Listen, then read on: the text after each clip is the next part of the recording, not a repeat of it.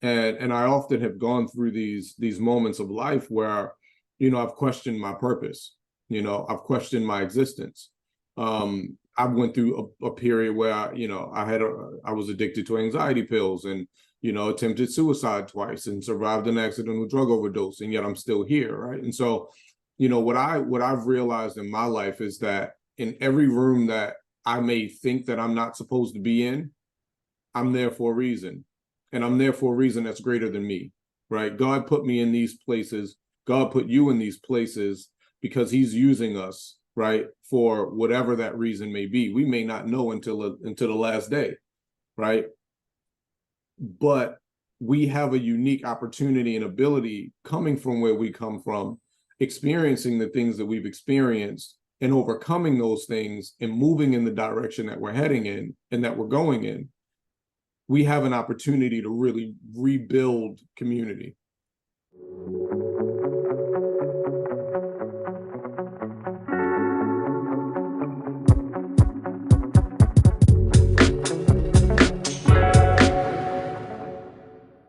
All right, welcome back to the Liquid Entrepreneur Podcast. I am delighted to have someone today who I've been dying to have on for quite some time. We've been playing a bit of miss and check. What is it? Running, miss and check, and running, miss and check, checking messages.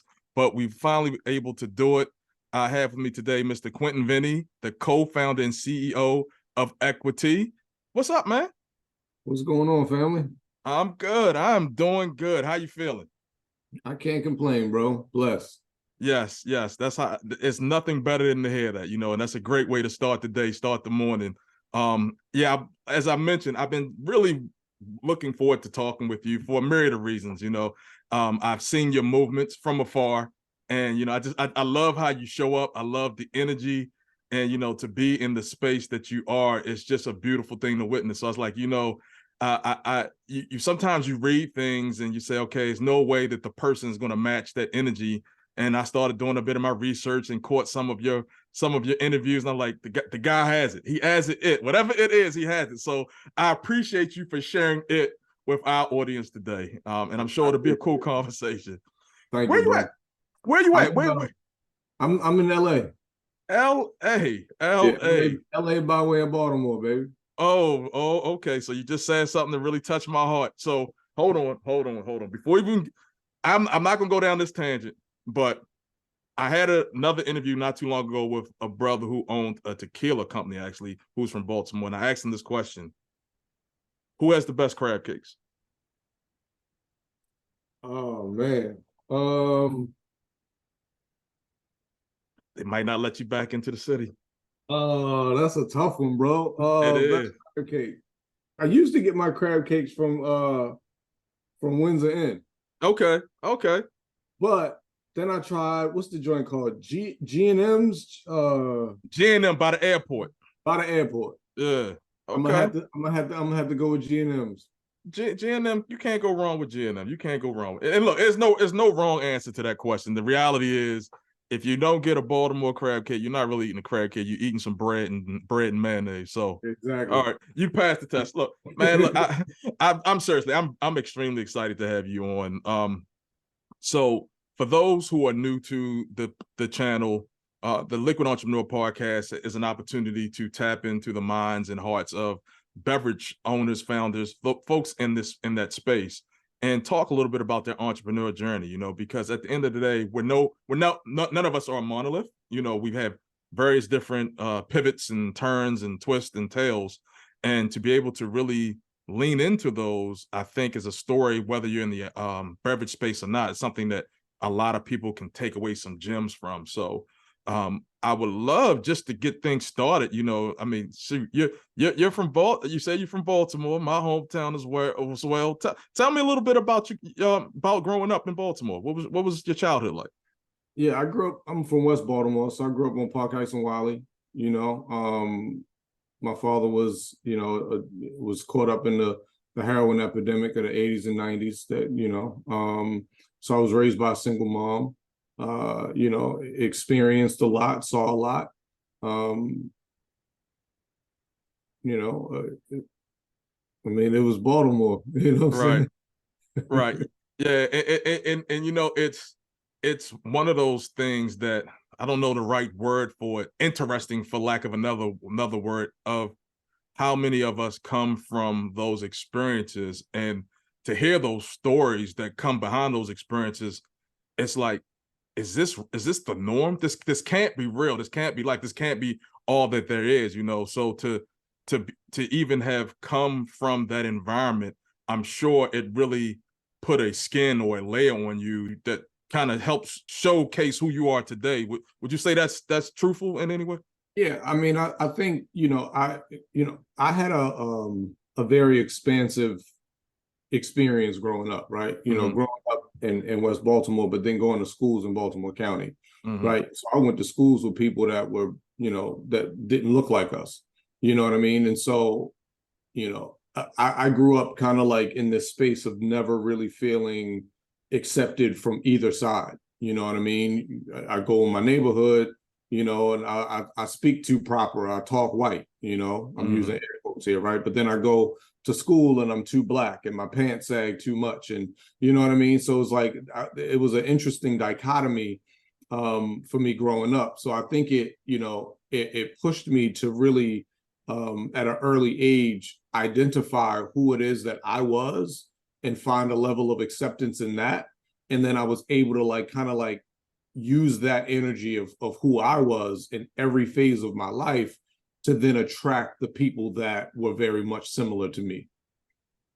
A level of self-actualization at an early age. That's nuanced. That's very nuanced, because it sometimes takes some of us super adults that still don't really know who we are. So kudos to you on that, man. Kudos to you on that.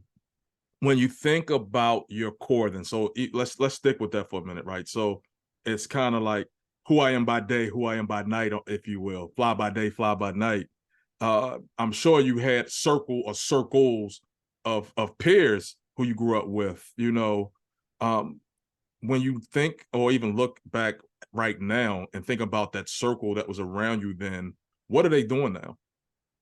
Um, wow, that's a really interesting question. I think there's a multitude.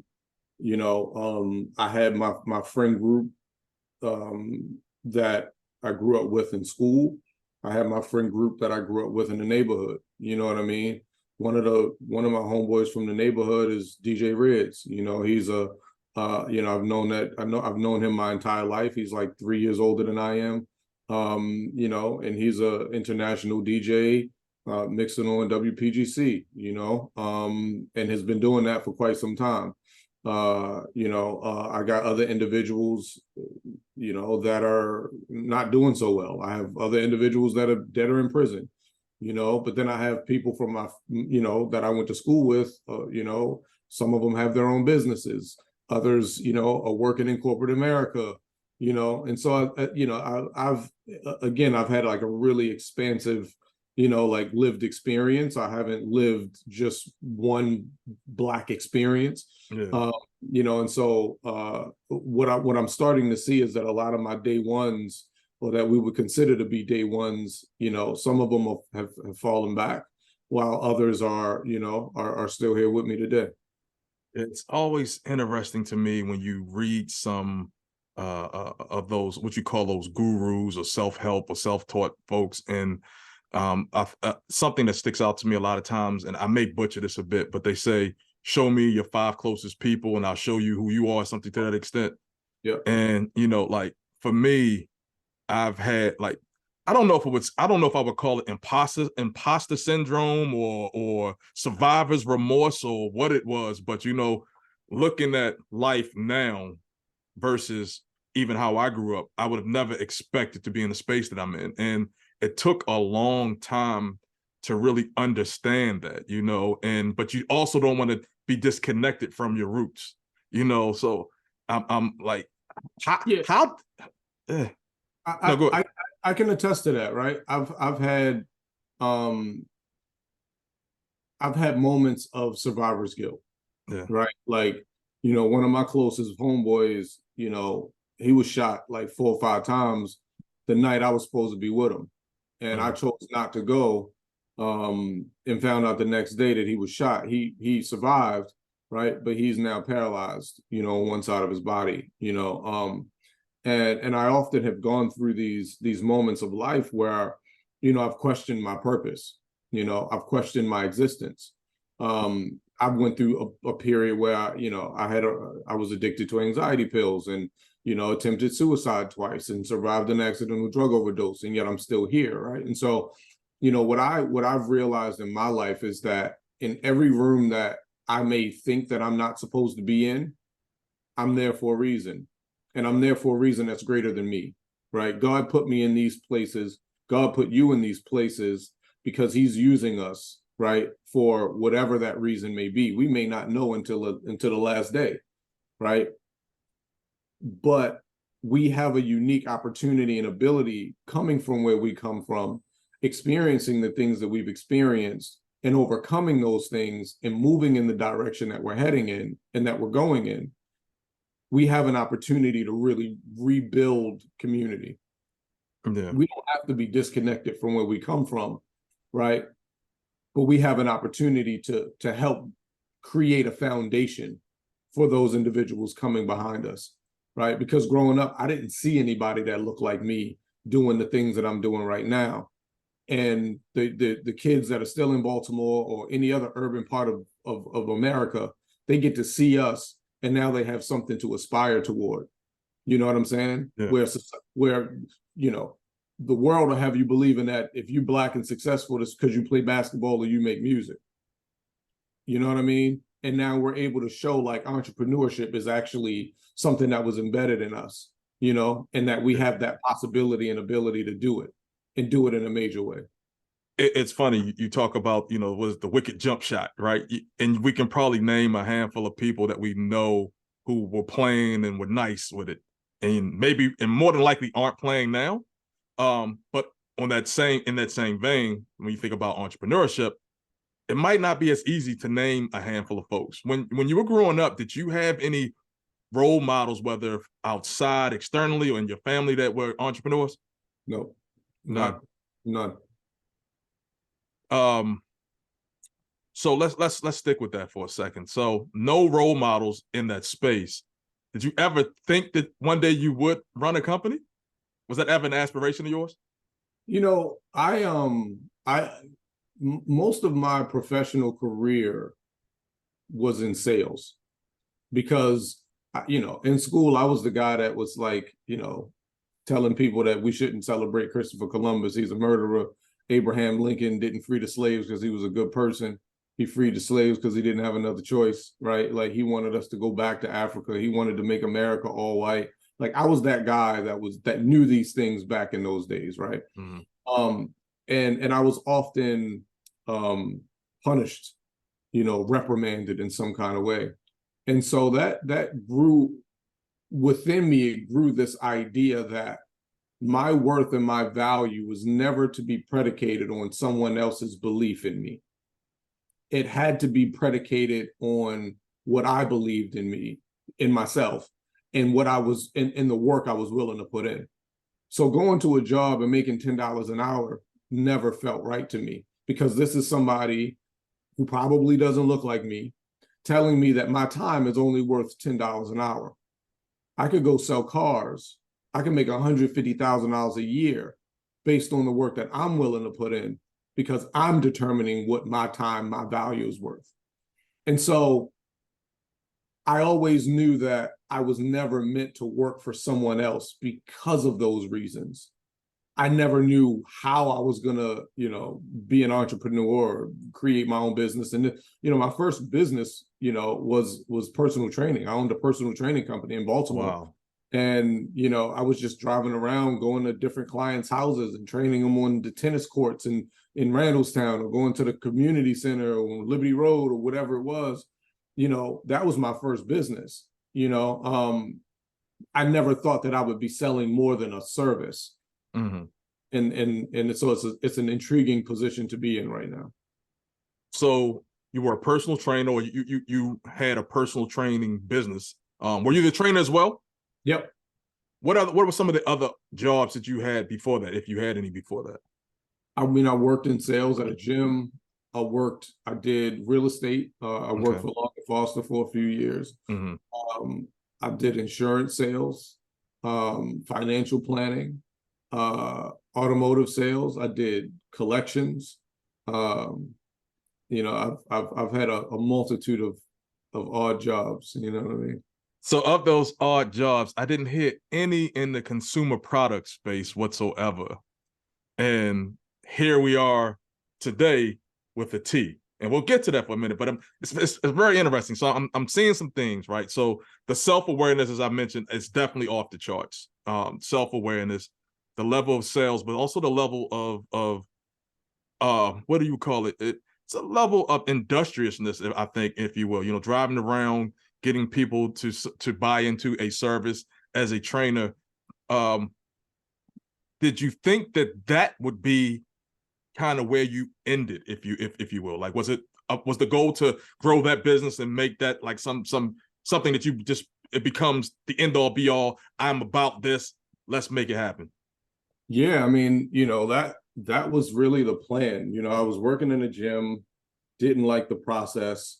I couldn't, I couldn't see why, I mean, I was in the gym as a sales representative, so I'm selling people memberships, but I'm Yeah. watching their personal trainers, and they'd be charging people $75 an hour for training, and they would come in 3 times a week. And I would see people in there 6 months and they barely lost 5 pounds. Mm. And I'm like, either they're doing something fundamentally wrong when they're outside of the gym, or the gym structure is designed to keep people there for a long period of time. I didn't, from a space of integrity, I didn't like that. I didn't like that idea. And so my plan was, if I can't help you reach your ideal weight or your goal, or at least set you on a path within 3 to 6 months, I'm the wrong person for you. And that was how I built my business. I don't want to be your lifetime trainer, right? I want to help you create a lifestyle change that's sustainable for yourself and your health and well-being. I was doing that for a while. I was very successful at it. And then I went to open up a personal training facility. A buddy of mine had introduced me to a relative of his. We found a building right on Conklin, right past Eastern Avenue. And we were going to build that space to be a personal training studio. I was going to have a spin class in the back. We were going to do a bunch of like calisthenic workouts, and I had the whole thing mapped out. I was talking to people to invest in it. It was going to cost me about $150,000 to get it going. I had already, gotten a commitment for about 85 of that. And then we lost the building. The individual who I was working with, ended up losing the space for whatever reason. I never really found out exactly why. And that shifted a lot for me personally and professionally. Personally, I started having panic attacks, started experiencing really debilitating anxiety. That made it extremely difficult and challenging for me to train clients. I was canceling sessions. There were days and moments where I couldn't get out of bed. There were days that I couldn't stop crying. Anxiety and panic just really took over. And that ultimately, ended that business. And my journey at that point, my purpose at that point really became like surviving, because at that time, then I was diagnosed with multiple mental health disorders, ended up being prescribed, medication, and then spent 2 years fighting an addiction to a medication that I never anticipated, and so at that point, it was really like fighting for my life, more so than fighting for my career. Are you, at the time that you're going through, so you lost the business, you're dealing with some mental health issues. Do you have a family at this time? Any kids, wife, anything? No wife, but I had 2 kids. 2 kids. So I'm sure they were also, and and when you're dealing with anything like that, in the back of your mind, the forefront of your mind is also, how do I make sure I take care of my family as well? So I'm sure that also added to some of the pressure that you may have felt.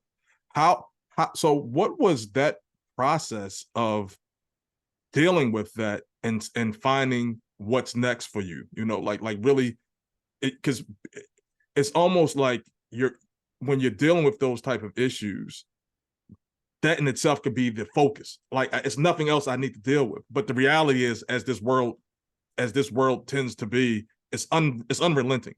So you still have to figure out how to make ends meet and things of that nature. So, what were you doing to get through that? I was fortunate to have been very intelligent with my money, so I was still able to make ends meet. But it was challenging. Yeah. It was definitely challenging. And I think fighting for my life and then like going through this journey of health, wellness, and sustainability, that led me to a different chapter.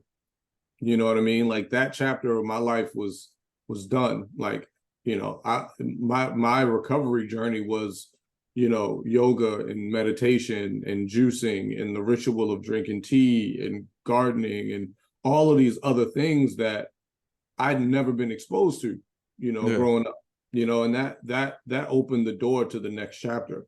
And so it really went from, survival to like, wait a minute, I'm doing yoga. Like, let me get certified to do yoga. I got certified to do yoga now. Like, let me contract myself out to like different gyms. I'm healthy. I'm better. This practice saved my life. How can I be of service again? You know what I mean? And then I ended up moving from Baltimore, went to New Jersey. And then that started the next chapter. So how in the world did you even, in that next chapter, how did you even get to the point where you knew what to look for? Is this YouTube University? Is this talking to friends? How did you even get there?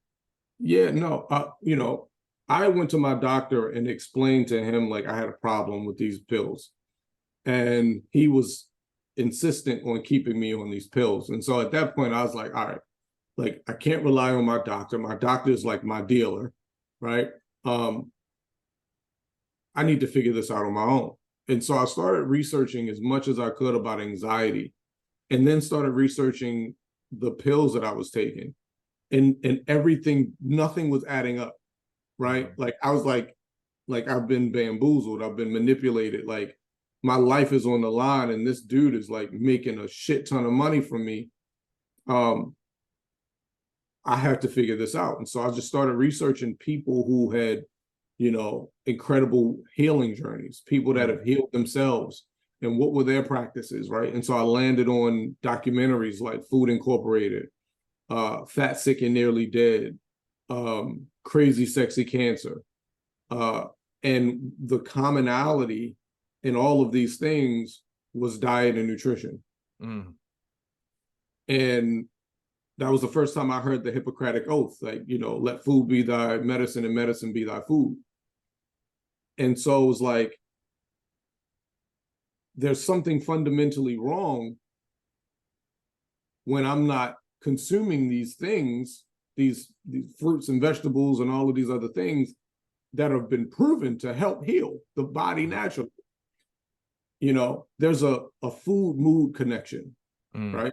The things we eat impacts the way we feel psychologically and emotionally.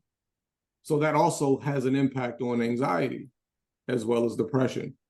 And so I started eating for my disorders, right? I started consuming foods and beginning practices based on these documentaries that I'd watched. And that was the beginning phase of it. And then I started feeling better, right? And like, people can say what they want, but like, no one could ever question how I felt. I was feeling better. I wasn't taking as many pills anymore. I stopped smoking. I was a pack-a-day cigarette smoker, right? Doing yoga, practicing meditation, and juicing every day. I stopped smoking cigarettes cold turkey. There was no electronic cigarettes. There was no nicotine patches. There was no gum. I stopped cold turkey. so everything in my life started to shift and change, and it really was founded based off of those documentaries. So I heard part of your healing journey, some roots were yoga. I heard you say juicing. It was another one. You said yoga, meditation, but then you also mentioned tea. So how did tea play a role in that transformation as well? Yeah, I've always struggled with insomnia, right? Even back when I was in school, and there was something called nighttime tea. It was, and it was, chamomile with peppermint, and it was bag tea. And so I would go and just drink some tea at night to try to help me sleep. And it was actually working. It was helping me sleep. And so then, like everything else, when I find something that works for me, I want to learn more about it, and that started the next journey of like, all right, now instead of these bags, like I'm walking through the mall, there was a spot called Capital Tea.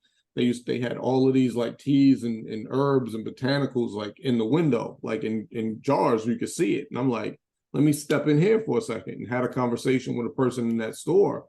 And they were like, yes, this is good for this, and this is great for that. And, I was already like a sponge absorbing as much information as I could, to figure out what was the best thing for me, and then I started making my own kind of like chamomile and peppermint teas, and, using things like hawthorn leaves because it's great for like your lung capacity and lung health and bronchial health and all of these things. And so it was just, it was almost like a little side thing that I just found a bunch of enjoyment out of, but never really thought, 10, 15 years later, right, that it would culminate into what I'm doing right now. What sparked that shift? My son was diagnosed with ADHD, and because of what I had been through in my own mental health journey, I didn't want him going down that same route. Yeah, refused it, right? And so I did everything from like pulling him out of traditional schools. He was going to a private online school. He would come to yoga class with me. I would teach him meditations at home. He was gluten-free. I mean, we went through, all of it. And then he was still struggling in school. So his neurologist has suggested that he drink green tea to help him in school with his focus and concentration. But a lot of what was available on, in grocery stores was very low quality, and it tasted horribly. And so he didn't want to drink it, and so I was like, look, well, if I'm going to see if this is a viable option, we need to figure out how do we make this taste good? How do we make green tea palatable to a 9-year-old? Right. And that started the whole process of like blending teas and botanicals and herbs and all of these things together to try to make something that tasted good without having to like add a bunch of honey or sugar or anything to it. And we had landed on a blend. It was green tea with lavender, lemon verbena, lemongrass, sweetened it with a little bit of honey, added a little bit of ashwagandha, which is a Ayurvedic, root, which is great. And it's what's considered an adaptogen. So it's actually great at helping the mind and body recover from stress. And he loved it. He loved the tea, and it became a part of his day-to-day ritual and routine. It ended up becoming a part of our family's ritual and routine. At the time, I was working in nonprofit, doing creating yoga and meditation in schools programs. The most recent one that I created at that time was in Baltimore, at Franklin Square Elementary Middle School. And I ended up walking away from my job because of some racial issues I was dealing with. And at the time, my wife and I, we had created probably like 10 different tea blends that we were just drinking as a family. Wow. Because of what we had seen with my son. It like worked for him. He went from struggling in school to being on the honor roll, and has been on the honor roll every year since, and so it was like, all right, there's something here, right? Like, let's just keep doing this as a family, and then once I stepped away from the job, I was like, look, I told my wife, I was like, look, why don't we make available to other families what we created for ours? And she was like, let's do it. So one thing I want to go back to real quick, and I will butcher the name. Ashwagandha? How do you say it? How do you say it? Ashwagandha. Is that the Aaron Rodgers? I'm doing the air quotes now. Is that the Aaron Rodgers? What do you call it? Herb. You know, did you hear that? You hear about? Oh my goodness! Now I feel stupid. I want to say that there was some news about Aaron Rodgers doing this retreat, and he was going to this dark. He was going to these dark places for like literally dark rooms for like 2 or 3 days straight, and then that's all he was taking. That's not ashwagandha. That's ayahuasca. You're right. Okay. All right. Now Yeah. I feel real. I may have to edit that out. No, I'll leave it in there. I knew it sounded similar, but no, It does. It does. It sounds very similar. Two different effects. That's dope, though. I really love how you took a very a very humane reason to go down a path, and then saw the opportunity to potentially help other people and to show that. So, you know, now you're going from doing something for family to essentially commercializing something. What was that journey like? So again, another pivot, I would say. Yeah. You know, it was challenging because we had no idea what the hell we were doing. You know what I mean? We were like, look, we got these tea blends. Let's send them out to a few people. Let's see if they even like it. We're drinking it, right? But that doesn't mean that we have a viable product that people are going to want to buy and buy again. And so I started sending samples out to like a lot of my wellness buddies, you know, and friends in the space to just kind of get their gauge. Around that same time, Gwyneth Paltrow and I connected on social media and started to really, you know, communicate. And I sent her some tea to try. And the response was like, these tea blends are incredible. Like, we love this, you know? And so, you know, my wife and I, we sat down, we created a website, you know, we figured out, I think we bought like our first packaging supplies from like Amazon, you know. We're working in our kitchen, just bagging up teas, you know. I posted on social media like, hey, company's coming out, we're selling teas. You know, I never sold a product. I'd only sold myself, right? And so there was a level of trust that I think was established, because everything that I've ever done, you know, after my sales endeavors, right? Everything that I've ever done in the wellness space was always to be of service. I never asked the person for anything, you know? And so we launched the tea company in 2021 as a loose leaf company. We just sold loose leaf teas for that first year. Did a lot of research to realize that America really doesn't have a tea culture, you know? And so a lot of people don't have the necessary tools to like brew a hot cup of loose leaf tea. A lot of people don't know how to brew a cup of hot loose leaf tea, right? In our culture, we're just accustomed to buying some Lipton or Red Zinger or whatever, you name your tea in your tea bag, you throw it in a cup, you boil some water, you pour it in the cup, add some sugar, some honey, whatever. If you were sick back in the day, my mom's would have me throw a Hall's cough drop in that joint. You know what I mean? And that was it. And so it started to become this education that I wasn't in a position to teach. And so I realized like 85% of all tea consumed in America comes in a ready to drink form. And so we were like, okay, how do we take the guesswork out of it for consumers? How do we brew a quality cup of tea and make it readily available for somebody to just grab and go? And that was the pivot. Then I'm sure it's off to the races, right? $50 million worth of investors. You made your first 100 million in the first year. People loved the tea, and that was all she wrote. It was that simple, right? Yep, 100%. You know what I'm saying? 100%. You nailed it. We all know people, I think, sometimes come into these spaces and they think it's instant success. It's never instant success, right? It's never instant success. But if you have that level of stick-to-itiveness to it, you can get to whatever your aspirations are. What does success look like for you guys? Success for me is it's really being able to grow and scale my company to the point where I can then start to hire people who look like us. I can start to make a positive impact in other people's lives and create opportunities for other people that come from where we come from, who may need a second chance, right? To be able to provide for their families. You know, I was having a conversation with a gentleman yesterday, you know, and he said something that was really impactful and was like, you know, the people who are able to make the greatest impact in this world sometimes are the richest ones. And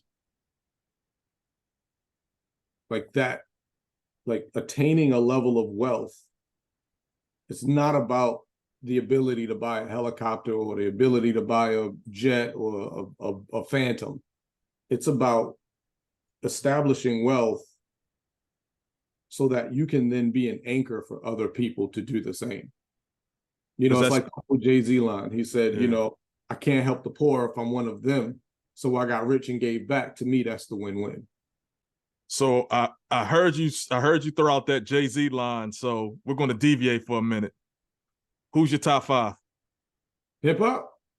Of course. Is there any other top 5s out there? Hove number 1. That's my. I'm gonna go Hove. I gotta go. I gotta go Hove. Gotta go Nas. Gotta go Pop. Gotta go Big. And the 5th man, that's a tough one. I'm gonna go Kendrick. Okay, it's not a bad list. It's not a bad list at all. Not a bad list at all. Okay. All right. I know you like that. What the heck does this have to do with? Oh man, I love it, bro. It's the culture. It's the culture, right? And we create the culture. And what I love about what you were just talking about around really building success is linked to that culture. You know, helping others attain something. It's not just about what can I get, but it's how does what I get. How does what I get drive impact, right? Is that linked to the naming convention of the brand? Yeah, I mean, equity, right? Like I come from a space of you know, in wellness where everybody was, you know, talking about EDI, right? Equity, diversity, inclusion, blah, blah, blah. Inclusion is a box check. Diversity is a box check. Equity is something that we have yet to attain, because equity would mean providing equitable access and resources universally, right? So you can box check inclusion, you can box check diversity, you can't box check equity, right? And when you think about everything that we're fighting for, we were fighting for in the civil rights movement, we were fighting for civil rights, we were fighting for the abolishment of slavery, we fought for women's rights, we fight for LGBTQ rights, right? All of these things are only to be treated equitably. That's all we're asking. We're asking for human treatment in our country to be equitable. Human treatment. That's it. We're asking for equitable access, equitable resources, equitable education, equitable opportunity, equitable finances. All we're looking for is to create equity. Right? So what I'm pushing to do is to help make wellness equitable. When you take a sip of Equitea, you are prioritizing your health mentally and physically. I'm not out here selling the tea for $8.99 where the average consumer can't get it. I'm providing high quality. We've done the research. We're using adaptogens. Nobody has to go and study what ashwagandha is unless they want to. Nobody has to go figure out, where do I go buy ashwagandha? How can I get astragalus? Well, what is rhodiola good for, right? We've already done the research. It's already included. All you got to do is pick up the beverage and take a sip. So we're democratizing the beverage space because there's also not a lot of people on retail shelves that look like us, right? And we're providing equitable access. And as the company continues to grow and we continue to scale, all we're going to do is create equitable opportunities and create equitable resources and collaborate with other businesses and organizations that are like-minded that want to help establish and create an equitable country. And that's the foundation. Have you been surprised by the response to the brand in the market? Yeah. You know, some people get it, some people don't. Some people love it. Some people still are trying to figure out, you know, why equity. Like, love the name. Yeah. Oh, it's so clever. It's a beautiful name. I love it. Right. But the reception has been incredible. And that's not surprising because I know we have an incredible product. We have an incredible mission and purpose. And we lead from a place of humility and integrity.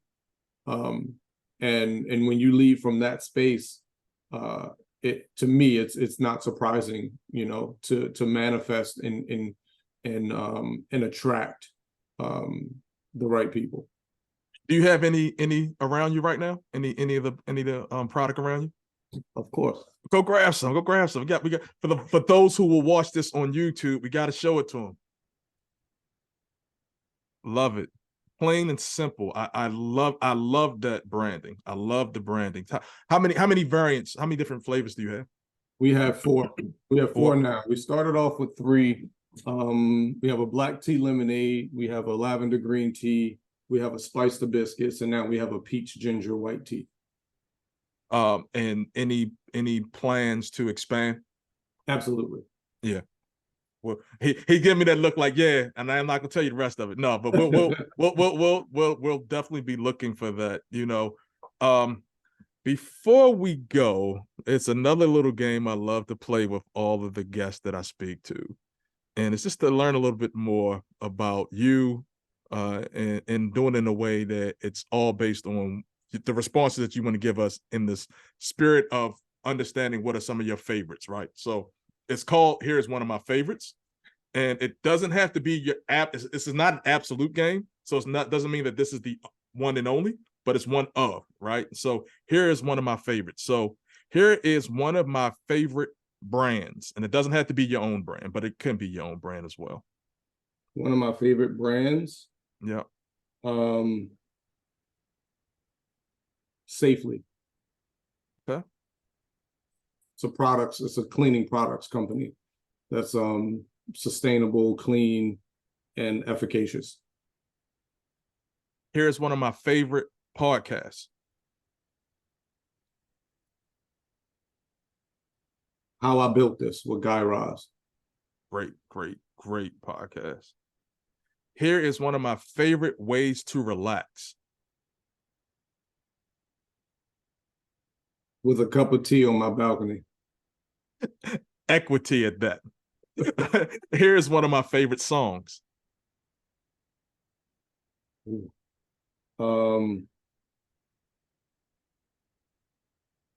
Oh man, one of my favorite songs. I'm a music head, so this is a tough one.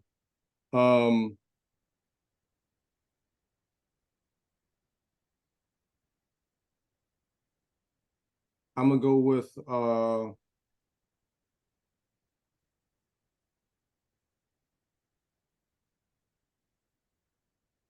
Can I Live? Why?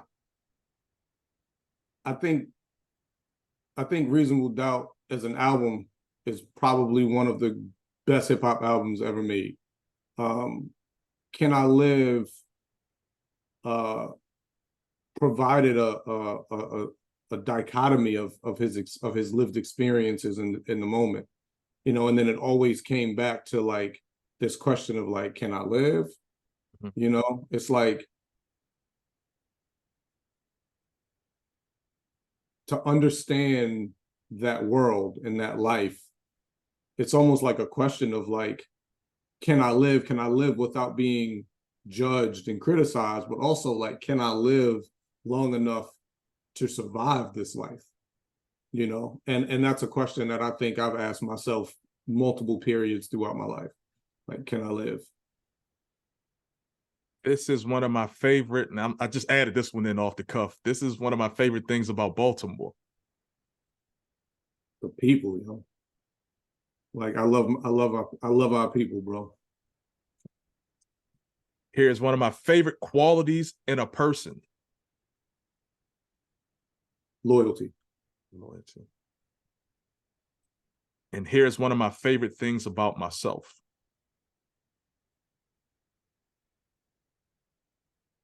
Perseverance. Love it. Love it. Love it. Love it. Where can they find Equitea? We just launched nationwide in Sprouts. Grocery stores. We're in about 400 stores. Nice. 26 states. So we're there, and you can also find us on our website, equitea.com, EQUITEA.com. And what's your socials? Give them all your socials and all that good stuff too. Yeah, IG is Equitea Co, EQUITEACO. My personal is Quentin Vennie, QUENTINVENNIE. Same thing, LinkedIn. Quentin, I mean, you have an amazing, I would say it's an amazing story of life and altruism disguised as entrepreneurism, to be quite honest with you, you know, because it's much more than you're much more than what you do. And we're all much more than what we do. And you're a living example of that. And actually in that vein, one last thing, strong in broken places. Yeah. See, I did my research too. Tell us a little bit about that. Just give us a little bit of info on that. Yeah, you know, it's interesting, man. Like I often like forget about it sometimes. It's right here on my bookshelf. I forget about it, right? But you know, in 2017, I was blessed and fortunate to write and release a memoir about my life growing up in Baltimore. You know, going through mental health challenges, life in the streets, but then my road to health and recovery. And so it you know, it launched through Rodale, publishing company Rodale in 2017. And you know, I'm now working on the audiobook. I was able to retain the audiobook rights. So now I own the rights to the audiobook that I'm working on to launch. You know, it'll come out. I'm looking for it to come out 2024, the 7-year anniversary of Strong in the Broken Places.